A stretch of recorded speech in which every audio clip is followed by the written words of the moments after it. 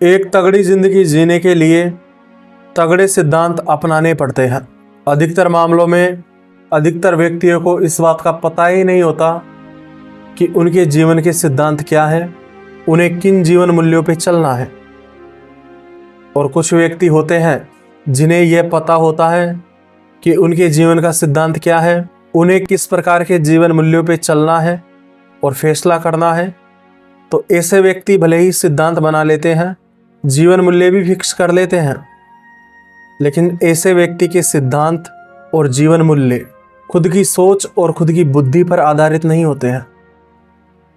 ऐसा व्यक्ति अपने माहौल से प्रभावित होके, अपने आसपास के लोगों की सोच से प्रभावित होके अपने लिए कुछ सिद्धांत डिसाइड कर लेता है और फिर इस बात पे विचार नहीं करता है कि वो सिद्धांत सही थे या गलत थे जिन्हें उसने इतनी शिद्दत से अपनाया था। और यही कारण है कि गलत सिद्धांत अपनाने की वजह से वो वास्तविक समता को प्राप्त नहीं कर पाते हैं। जिंदगी में कभी कभी ऐसा समय आता है जिस समय हमें धर्म संकट महसूस होता है, अर्थात हम इस बारे में कंफ्यूज हो जाते हैं कि हमें यह करना चाहिए कि वो करना चाहिए। तो ऐसी स्थिति में एक व्यक्ति ने अगर पहले से ही अपने जीवन मूल्य निर्धारित किए हुए हैं, मतलब उसने जीवन के कुछ सिद्धांत निर्धारित किए हुए हैं, तो वह अपने उन सिद्धांतों के अनुसार निर्णय कर सकता है। लेकिन जिस व्यक्ति के जीवन मूल्य स्पष्ट नहीं है, ऐसा व्यक्ति उस स्थिति में उलझा रहता है और अपनी मानसिक और शारीरिक ऊर्जा बर्बाद करता रहता है। मैंने वीडियो के पोस्टर में लिखा है कि अपने जीवन के सिद्धांत खुद सेट करो। तो इस बात से यह स्पष्ट हो रहा है कि हम जिन भी सिद्धांतों को अपनाना चाहे उन सिद्धांतों को अपने हिसाब से अपना सकते हैं। लेकिन यहाँ पर मैं आपको एक चेतावनी देना चाहता हूँ कि यदि आपने गलत सिद्धांतों को अपना लिया तो आप गलत निर्णय करके अपनी ज़िंदगी को बर्बाद कर लेंगे। असल में कोई भी अपराधी अपराध करता है तो वो खुद से ऐसा नहीं कहता कि मैं गलत कर रहा हूँ, बल्कि वह खुद से कहता है कि मेरे साथ में इतना बुरा हुआ है कि यह करना मेरी मजबूरी है। एक आतंकवादी भी खुद को देशभक्ति ही समझता है। देशभक्ति से मेरा मतलब है कि वह अपने राष्ट्र, धर्म इत्यादि का रक्षक खुद को समझता है। यदि एक ताकतवर से ताकतवर फौजी हो जो सच्चा देशभक्त है, अगर उसे अपने देश की रक्षा के लिए हजारों दुश्मनों को भी मारना पड़े तो वो खुशी खुशी मार देता है। लेकिन यदि गलती से अगर उसे निर्दोष लोगों को गोली चलाने के लिए कहा जाए तो वह पीछे हट जाता है, क्योंकि उसके देशभक्ति का सिद्धांत उसके किसी भी अफसर के ऑर्डर से बड़ा है। यह फौजी निर्दोष लोगों पर गोली नहीं चलाता है। भले ही उसे लालच दिया जा रहा हो, लेकिन वो फिर भी गोली नहीं चलाता है। क्या कारण है इसका? इसका कारण है कि उसके जीवन का देशभक्ति का सिद्धांत निर्धारित है, स्पष्ट है।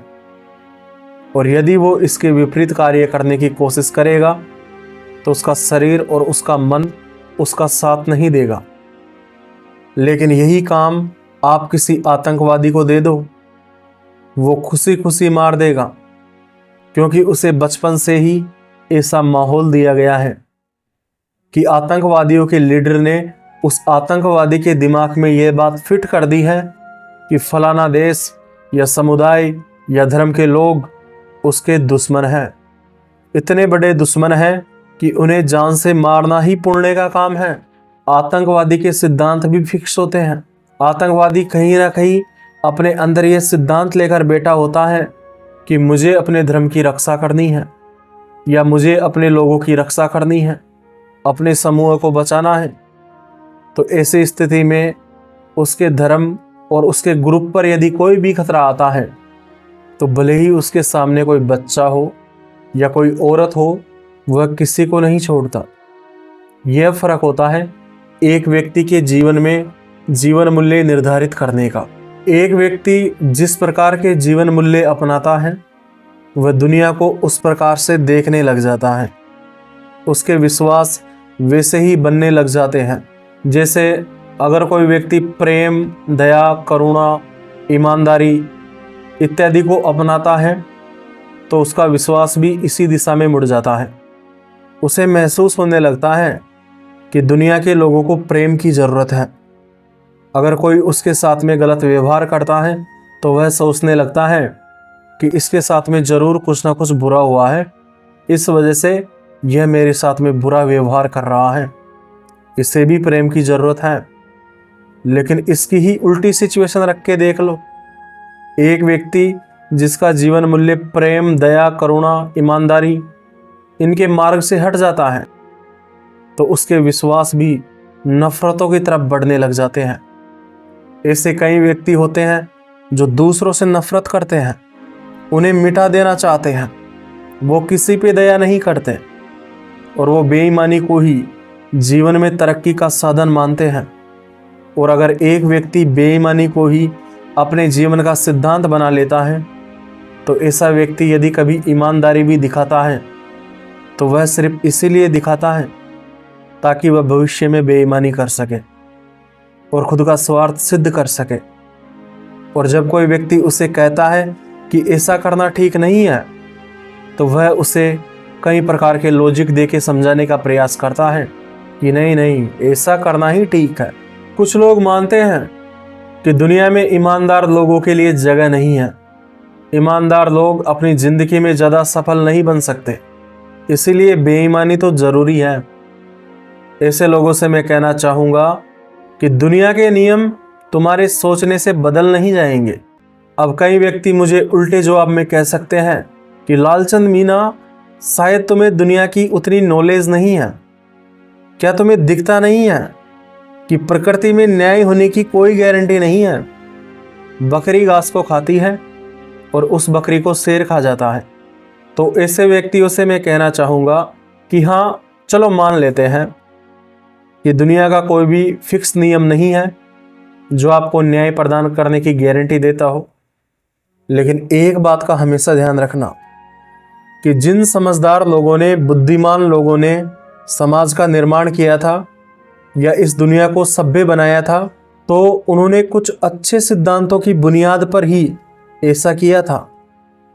और यदि आप गलत सिद्धांतों का प्रयोग करके आगे बढ़ते हैं तो कुछ समय के लिए आप प्रगति कर सकते हैं और आपको ऐसा भी लग सकता है कि वास्तव में ईमानदारी का रास्ता छोड़कर आपने सही किया है, लेकिन इसके बुरे परिणाम आपको जल्द ही दिखने लग जाते हैं।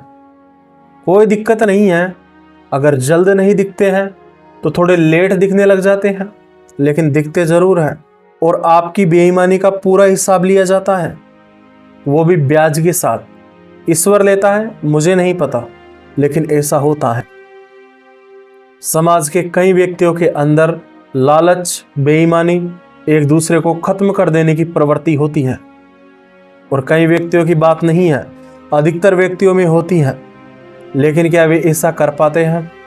हाँ, कुछ लोग होते हैं जो नियम तोड़ देते हैं और कर देते हैं, लेकिन हम यह भी जानते हैं कि फिर उनका क्या हाल होता है। मतलब समाज में रहने वाले व्यक्ति के अंदर चाहे कितनी ही गंदगी हो, उसे समाज में सही व्यवहार करना ही होगा। और अगर वो अपनी उस गंदगी को समाज में फैलाएगा तो समाज उसे सजा देगा, बावजूद इसके कि समाज के सभी लोग जानते हैं कि उनके अंदर भी गंदगी है, लेकिन वो गंदगी को खुलेआम नहीं बिखेर सकते। और इसीलिए तो समाज का निर्माण हुआ है, ताकि एक दूसरे की रक्षा हो सके, वरना मनुष्य भी क्या कोई कम दुष्ट होता है। इसीलिए सच्चे गुणों को अपनाना, सच्चे जीवन मूल्यों को अपनाना अनिवार्य है। अब कई व्यक्ति कहते हैं कि लेकिन दुनिया में तो ऐसा देखने को नहीं मिलता, दुनिया में तो बेईमान व्यक्ति आगे बढ़ते हुए दिखाई देते हैं। तो ऐसे लोगों से मैं कहना चाहूँगा कि तुम्हारे पास में ईमानदारी है, लेकिन तुम्हें ईमानदारी का प्रयोग सही से करना नहीं आता। मतलब तुम्हारे पास में एक अच्छी वस्तु है, लेकिन तुम्हें उस वस्तु का प्रयोग करना नहीं आता। अगर तुम ऐसे दुष्ट लोग जिन्हें बदला नहीं जा सकता या जिनमें खुद को बदलने की कोई इच्छा नहीं है, यदि तुम ऐसे लोगों के बीच में ईमानदार बनते फिरोगे ना, तो जल्दी ही नष्ट कर दिए जाओगे भाई। भाई हम जानते हैं कि दूध हमारे स्वास्थ्य के लिए अच्छा होता है, लेकिन इसका मतलब यह तो नहीं है ना कि हम दूध को हर जगह पे मिलाने लग जाए। तुम छाछ पीते हो, उसमें भी दूध मिलाने लग जाओ। तुम दही खाते हो, उसमें भी दूध मिलाने लग जाओ। घी में भी मिलाने लग जाओ। सब्जी खाते हो, उसमें भी दूध मिलाने लग जाओ। अगर तुम ऐसा करते हो तो ऐसा करने से पूरे खाने का स्वाद और क्वालिटी बिगड़ जाती है और वो स्वास्थ्य के लिए हानिकारक भी हो जाता है। तो ठीक वैसे ही ईमानदारी दूध की तरह है, अच्छी होती है, लेकिन इसे सही जगह पे प्रयोग करो। अगर इसे सही जगह पे प्रयोग करना सीखोगे तो दोबारा जिंदगी में कभी ऐसा नहीं कहोगे कि ईमानदार लोग घाटे में होते हैं। ये जो तुम्हें दुनिया के बड़े बड़े लोग, अमीर लोग दिखते हैं, तुम्हें इनके बारे में कई अच्छी बातें बताई जाती हैं, उनकी बड़ाई बताई जाती है, लेकिन फिर भी तुम्हें उनकी कुछ बुराइयों के बारे में पता चल जाता है और फिर तुम कहते हो कि अरे यार, ये तो इतने बुरे हैं फिर भी इतने सफल हैं। तो भाई मेरी बात सुन, वे लोग हो सकते हैं कि कुछ कामों में बुरे हो, कुछ काम उनके बुरे हो, लेकिन कुछ कामों के प्रति वो बिल्कुल ईमानदार भी है। जैसे कि वो अपनी मेहनत के प्रति, अपने लक्ष्य के प्रति, अपने ग्राहकों के प्रति ईमानदार हैं। और अगर ऐसा है तो वो आगे बढ़ेंगे ही बढ़ेंगे, इसमें बिल्कुल भी संदेह करने की आवश्यकता नहीं है। एक व्यक्ति जो बहुत ज़्यादा धार्मिक होता है, पूजा पाठ करता है, और एक व्यक्ति जो बहुत मेहनत करता है, तो मेहनत करने वाला व्यक्ति अपनी ज़िंदगी में काफ़ी सफल बन जाता है। और एक व्यक्ति जो मेहनत पर ध्यान न देकर केवल धार्मिक क्रियाओं पर ध्यान देता रहता है, ऐसा व्यक्ति गरीब रह जाता है। और फिर वह धार्मिक व्यक्ति उस मेहनत करने वाले व्यक्ति को देखकर कहता है कि देखा, मैंने इतनी पूजा पाठ की, इतने अच्छे काम किए, लेकिन तरक्की उसको मिली, उसने कभी पूजा पाठ नहीं किया, लेकिन फिर भी वो आज इतना समृद्ध क्यों है। अरे मेरे दोस्त, मैं तुमसे कहना चाहता हूँ कि पूजा पाठ करने से और अमीर होने में या सफल होने में कोई संबंध नहीं है। सफलता संघर्ष और मेहनत मांगती है, पूजा पाठ नहीं मांगती। और तुम्हें नुकसान कैसे हुआ? तुम धार्मिक व्यक्ति बनते हो, पूजा पाठ करते हो, तो तुमने ये पूजा पाठ किया तो इससे तुम्हें कुछ ना कुछ आध्यात्मिक उन्नति मिली होगी। लेकिन भाई, धार्मिक पूजा पाठ करने से आध्यात्मिक उन्नति भले ही तुम्हें मिल जाए, लेकिन भौतिक क्षेत्र में, इस दुनिया में उन्नति पाने के लिए तो मेहनत तो करनी पड़ती है। मतलब कर्म को ही पूजा बना, मतलब मेहनत को ही पूजा पाठ बनाना पड़ता है। तो यदि मैं आपको अच्छे सिद्धांत अपनाने के लिए कह रहा हूँ तो सिर्फ इसीलिए नहीं कह रहा हूँ क्योंकि मुझे भी यही सिखाया गया है या मेरा माहौल भी ऐसा ही है। मैंने इस बात पे विचार किया है और विचार करने के बाद ही आपको बता रहा हूँ कि अच्छे सिद्धांतों को अपनाना ही सफल जीवन का राज है। आप अपने सिद्धांतों के अनुसार चलते रहते हैं तो आप सफल बन जाते हैं। आप यदि अपने सिद्धांतों पे चलते रहते हैं तो आप खुश रहते हैं। देखो, आप अपने जीवन में जिस प्रकार के सिद्धांत अपनाते हैं, आपके कर्म भी उसी दिशा में होने लग जाते हैं। अगर एक व्यक्ति जो बहुत बड़ा बिजनेसमैन है लेकिन दयालु है और सिचुएशन ऐसी आ जाती है कि अगर वह गरीब लोगों की मदद करेगा तो उसका नुकसान होगा, तो ऐसी स्थिति में वो उस नुकसान को सहना चुन लेता है। लेकिन उन गरीबों के साथ में बुरा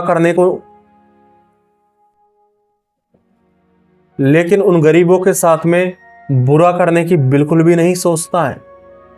और एक स्थिति बिल्कुल इसके विपरीत भी होती है कि एक व्यक्ति दुनिया तबाह करने के लिए तैयार हो जाता है लेकिन अपना स्वार्थ सिद्ध करके रहता है। यह तो मैंने एक उदाहरण दिया है कि किस प्रकार से जीवन के सिद्धांत आपके जीवन की दिशा तय कर देते हैं। अगर आप अपने जीवन मूल्यों में मेहनत, हार ना मानना इत्यादि को शामिल करते हैं तो बुरी सिचुएशन आने पर भी आप डर कर मेहनत करना बंद नहीं करते, क्योंकि आप जानते हैं कि परिणाम आए या ना आए, लेकिन आपके जीवन का सिद्धांत है कि आप मेहनत करें, हार ना माने।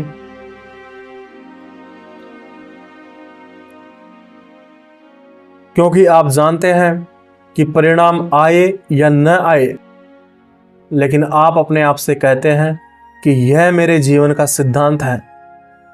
मेहनत करना और हार न मानना मेरा जीवन मूल्य है, और मैं मेहनत करूंगा और हार नहीं मानूंगा, चाहे उसके बाद में जो कुछ भी हो जाए। और जिस व्यक्ति के सिद्धांत इतने अटल, जिस व्यक्ति के सिद्धांत इतने ऊंचे हो, ऐसा व्यक्ति एक नॉर्मल जिंदगी में अटका नहीं रह सकता। जीवन की बड़ी से बड़ी स्थिति भी ऐसे व्यक्ति को डरा नहीं सकती है, धमका नहीं सकती है। लेकिन जीवन की बड़ी से बड़ी स्थिति भी ऐसे व्यक्ति को भले ही डरा सकती है, धमका सकती है, लेकिन उसे रोक नहीं सकती। तो एक तरह से जब व्यक्ति जीवन के सिद्धांत निर्धारित कर लेता है, तो ये सिद्धांत बुरे समय में उसे ताकत देते हैं, उसे बताते हैं कि जिंदगी में प्रगति इन पर चलने से ही होगी। भले ही अभी कुछ भी प्रगति नहीं दिख रही है, लेकिन लंबे समय के हिसाब से देखा जाए तो इन सिद्धांतों के हिसाब से चलने से ही आप एक न एक दिन सफल जरूर बनेंगे। और सफल बनने से मेरा मतलब है कि आप एक इज्जतदार, सेवापूर्ण, अमीर व्यक्ति बनेंगे। एक व्यक्ति जो भले ही आस्तिक हो या नास्तिक हो, अगर वह अपने जीवन मूल्य पे अटल रहता है, तो वह उस समय भी अपने सिद्धांतों के विपरीत व्यवहार नहीं करता है जिस समय उसे कोई नहीं देख रहा होता है, या जिस समय उसके पास में कुछ गलत करने का मौका होता है। उस समय भी वो गलत नहीं करता है, क्योंकि वो जानता है कि उसे ईश्वर देख रहा है। और नास्तिक व्यक्ति भी जानता है कि कोई बात नहीं, भले ही मुझे ईश्वर नहीं देख रहा, लेकिन मैं खुद तो देख रहा हूं। और अगर मैंने ये गलत काम किया, अपने सिद्धांतों के विपरीत काम किया, तो मैं अपनी ही नजरों में गिर जाऊंगा। इसलिए मैं इस गलत काम को नहीं करूंगा। जीवन के सिद्धांत आपका मार्गदर्शन करते रहते हैं। किसी महान व्यक्ति ने कहा था कि आप सफलता की सीढ़ी चढ़ना चाहते हैं तो चढ़िए, लेकिन भाई साहब पहले यह तो चेक कर लीजिए कि आप जिस सीढ़ी पे चढ़ रहे हैं, क्या वो सही इमारत पे टिकी हुई है या वो सही मंजिल पे जा रही है। यह बात बहुत गहरा अर्थ समझाती है कि कई व्यक्ति होते हैं जो खूब मेहनत करते हैं, अपने सिद्धांतों के अनुसार जीवन को जीते हैं और अपने सिद्धांतों के बाहर कोई कार्य नहीं करते हैं, लेकिन वो अंत में खुद को दुखी और निराश पाते हैं। जानते हो क्यों? क्योंकि उन्हें अंत में पता चलता है कि जिन कामों के लिए उन्होंने मेहनत की, जिन सिद्धांतों पे वे चले, उनके काम और सिद्धांत दोनों ही गलत थे। जिन कामों के लिए उन्होंने मेहनत की, वो काम उनके लिए जरूरी नहीं थे, और जिन सिद्धांतों पे वे जीवन भर चले, वे सिद्धांत ही गलत थे। तो ऐसी स्थिति में बहुत सारा परिश्रम बर्बाद हो जाता है और अंत में दुख ही हाथ लगता है। इसीलिए भले ही मैंने कहा है कि जीवन सिद्धांतों के हिसाब से जिया जाए, सिद्धांतों के विपरीत काम नहीं किया जाए, क्योंकि इससे ही मन में शांति बनती है या बनी रहती है। लेकिन अगर जीवन के सिद्धांत ही गलत हो, तो फिर यह शांति और सुख दुख में परिवर्तित हो जाता है। इसलिए मैं आपसे कहना चाहता हूं कि सबसे पहले इस बात का पता करो कि आप जिन सिद्धांतों पे चल रहे हो, क्या वह आपके जीवन के हिसाब से सही है, उपयुक्त है। अब देखो, प्रत्येक व्यक्ति तो आदर्श हो नहीं सकता, और प्रत्येक व्यक्ति को आदर्श होने की आवश्यकता भी नहीं है। प्रत्येक व्यक्ति में कुछ ना कुछ कमी रह ही जाती है। तो इस हिसाब से आपको सारे सिद्धांतों पे चलने की कोई आवश्यकता नहीं है। आपको बस अपनी मर्जी से, अपने विवेक से, अपनी बुद्धि से कुछ सिद्धांत निर्धारित करने हैं और जिंदगी भर उन पे चलना है। जैसे आप यदि मेहनत को अपना सिद्धांत मानते हैं, तो हर हाल में मेहनत करना ना छोड़ें। ठीक वैसे ही यदि आप किसी अन्य गुण को अपना सिद्धांत मानते हैं तो उस सिद्धांत के हिसाब से काम करे ही करे। आपको परफेक्ट बनने की कोई आवश्यकता नहीं है। प्रत्येक व्यक्ति की जीवन की सिचुएशन अलग अलग होती है और प्रत्येक व्यक्ति अलग अलग मुकाम हासिल करना चाहता है। तो इस वजह से जो आपके जीवन को सफल और शांतिपूर्ण बनाए, आप बस उन्हीं सिद्धांतों को चुने और जिंदगी भर उन पे चलने का प्रयास करते रहे। और मैं एक बात हमेशा कहता हूं कि संतुलन को ना भूले, चीजें बैलेंस होनी चाहिए। आपके जीवन का सिद्धांत ईमानदारी है, मेहनत है, ठीक है, लेकिन ऐसी जगह पर अपनी ईमानदारी का प्रयोग ना करें जहां आपकी ईमानदारी ना तो आपका भला कर सकती है और ना किसी दूसरे व्यक्ति का भला कर सकती है। तुम महामूर्खों और महादुष्टों के बीच में चले जाते हो, लुटेरों के बीच में चले जाते हो और तुम वहां अपनी ईमानदारी दिखाते हो। तो इससे न तो वो सुधरने वाले हैं और इससे ना तुम्हारा फायदा होने वाला है। तो कुल मिलाकर बात यहीं पर आती है कि अच्छी चीज़ों का प्रयोग भी अच्छे तरीके से किया जाए तो ही अच्छी चीज़ों का फायदा मिलता है। दूध एक अच्छी चीज़ होती है, लेकिन यदि जिस जगह पर दूध की आवश्यकता नहीं है बल्कि नमक की आवश्यकता है तो नमक का प्रयोग करने से ही फायदा होगा। जबरदस्ती दूध डालने से फायदा नहीं होगा। इसीलिए ईमानदारी को प्रयोग करना सीखो। मूर्खों की तरह ईमानदारी का पालन करोगे तो नुकसान में ही रहोगे। यह मैंने जो मूर्ख शब्द कहा है, इसे सुनकर बुरा मानने के बजाय अपनी गलती सुधारने पे ध्यान देना, क्योंकि मेरे मूर्ख कहने से आपका कोई नुकसान नहीं हो रहा। लेकिन अगर आप अपनी ईमानदारी का सही से प्रयोग करना नहीं सीखे और इसे गलत जगह पे प्रयोग करते रहे तो इससे आपका काफ़ी नुकसान होगा।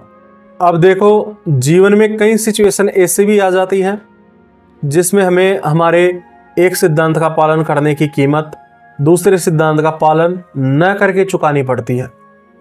तो ऐसी स्थिति में मैं आपसे कहना चाहूँगा कि आप अपने जीवन मूल्यों को कर्म में व्यवस्थित कर दें कि आपके लिए सबसे महत्वपूर्ण जीवन मूल्य कौन सा है या जीवन सिद्धांत कौन सा है, फिर उसके बाद में उससे कम महत्वपूर्ण कौन सा है, फिर उसके बाद में उससे कम महत्वपूर्ण कौन सा है, फिर उसके बाद में उससे कम महत्वपूर्ण कौन सा है।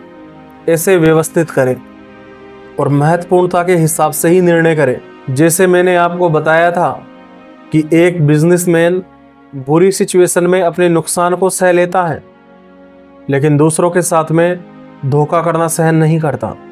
तो ऐसी स्थिति में वह अपनी वफादारी और करुणा के मूल्य को ऊपर रख रहा है, अपनी भौतिक प्रगति को उसके बाद में रख रहा है। तो उसी हिसाब से आपको अपनी जिंदगी के लिए जो भी जीवन सिद्धांत या जीवन मूल्य आवश्यक हो उन्हें कर्म से व्यवस्थित कर ले कि सबसे महत्वपूर्ण ये, उसके बाद में ये, उसके बाद में ये। अब मैंने यहाँ पर कहा है कि जो ज़रूरी हो, जो आवश्यक हो, तो यहाँ इसका मतलब यह नहीं है कि आप अपना स्वार्थ सिद्ध करने के लिए कुछ भी जीवन मूल्य बना ले या कुछ भी जीवन सिद्धांतों को अपना ले। याद कीजिए, मैंने थोड़ी देर पहले कहा था कि सीढ़ी पर चढ़ो, लेकिन सबसे पहले यह तो चेक कर लो कि वह सही इमारत पर है या नहीं है। गलत सिद्धांतों को अपनाकर आप एक सुखी जीवन और अच्छे जीवन जीने की कल्पना नहीं कर सकते। हाँ, कल्पना कर सकते हैं, लेकिन यह हकीकत नहीं हो सकती, क्योंकि व्यक्ति कल्पना तो किसी भी चीज़ की कर सकता है। जहाँ ना पहुँचे रवि वहाँ पहुँचे कवि। किसी महान इंसान ने एक बहुत ही शानदार बात कही थी कि आप मुझे किसी व्यक्ति के बारे में यह बता दें कि वह व्यक्ति किन चीज़ों को करने से अपने आप को एक महत्वपूर्ण इंसान समझता है। इसके बाद में मैं आपको उसकी पूरी ज़िंदगी का दर्शन बता दूंगा कि उसकी ज़िंदगी कैसी होगी। एक व्यक्ति जो अपराधी बनने में खुद को महत्वपूर्ण समझता है वह अपराध करता है, और एक व्यक्ति जो दूसरों की सेवा करने में खुद को महत्वपूर्ण व्यक्ति समझता है वह सेवा करता है, और एक व्यक्ति जो दूसरों पे राज करने को, अपना दबदबा बनाने को महत्वपूर्ण काम समझता है, ऐसे काम करने में उसे महत्वपूर्णता का एहसास होता है, तो ऐसा व्यक्ति तानाशाह बन जाता है। लेकिन उनके मूल में बात वही तो है, उनके जीवन के सिद्धांत ही तो गलत हैं। ये गलत चीज़ों में खुद को महत्वपूर्ण समझ रहे हैं, इसीलिए ये गलत रास्ते पे चल पड़े हैं। अपनी पिछली जिंदगी की जांच पड़ताल करो कि आप किन चीज़ों में अपने आप को महत्वपूर्ण समझते हैं।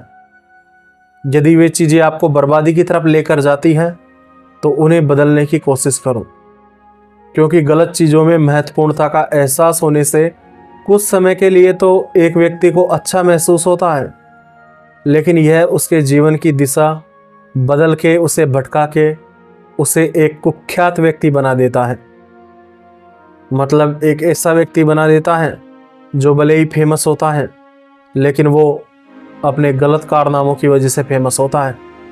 दुनिया में उसकी इज्जत नहीं रहती। और ऐसे व्यक्ति के बारे में लोग सोचते हैं कि काश ये मेरे सामने हो और मेरे में इसे मारने का सामर्थ्य हो तो मैं इसे मार दूंगा, और अगर ये मर चुका है तो भी किसी न किसी तरह मुझे ऐसा सामर्थ्य मिले कि मैं इसे दोबारा मार दूं। इतनी नफरत लोगों को होती है। और सबसे महत्वपूर्ण बात आती है कि अखंडता का विशेष रूप से ध्यान रखें। अखंडता का मतलब होता है कि अपने जीवन मूल्य पे टिके रहना, उस पर अटल रहना। यह जरूरी इसलिए होता है क्योंकि यदि आप अखंडता का ध्यान नहीं रखेंगे तो आप अपने जीवन मूल्यों के या अपने जीवन के सिद्धांतों के विपरीत कार्य कर सकते हैं। अपनी अखंडता को बनाए रखने का हर संभव प्रयास करें। खुद से पूछिए कि आप किस प्रकार के व्यक्ति बनना चाहते हैं। आप किस व्यक्ति की तरह अपना व्यवहार, बोलचाल, जिंदगी इत्यादि बनाना चाहते हैं, और ठीक ठीक वैसे ही व्यवहार करना शुरू कर दें। और यदि आप उसके विपरीत व्यवहार करते हैं तो बुरा महसूस करें और वापस से वैसा व्यवहार करने की प्रैक्टिस शुरू कर दें। इन बातों को केवल सुनने मात्र से फायदा नहीं होगा दोस्त, इन्हें अपनी जिंदगी में अप्लाई भी करना होगा। तो उम्मीद करता हूं आज की बात आपको समझ में आ गई होगी। मुझे इतना ध्यान लगाकर सुनने के लिए आपका दिल से धन्यवाद।